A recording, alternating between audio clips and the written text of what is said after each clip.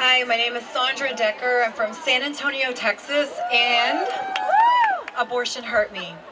There I was, the newly crowned Miss West Virginia in 1987, and I was walking the Miss America runway, signing autographs, and being looked up to by so many as a role model. My light was shining so brightly. But a year and a half later, I hung my head low and walked into an abortion facility in Dallas, Texas, only to have my first child ripped from my body. I remember thinking that this would fix what I thought was a huge mistake. I remember thinking it's legal, so it must be okay. And I believed the lie that if I had done this early enough, that it wouldn't be a baby yet. I wasn't presented with any choices, and I was only told that it would be $300 and that they could get me in right away. That day, the light that I had been shining so brightly as Miss West Virginia was extinguished. I shoved what I had done down as deeply as possible, but the consequences came on like wildfire. I started binge eating. I had terrifying nightmares.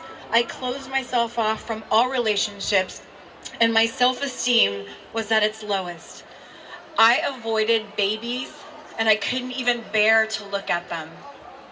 And I knew in the deepest place in my heart that I would never be worthy of becoming a mother.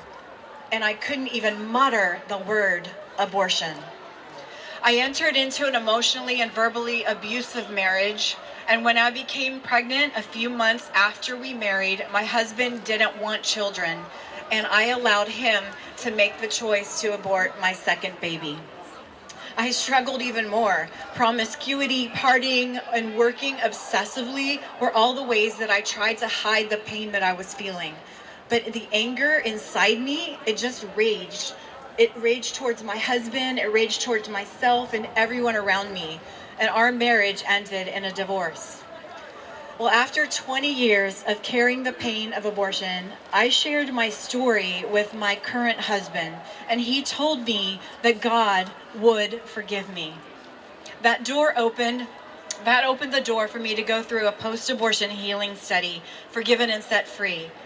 It was so hard to believe, but it's true.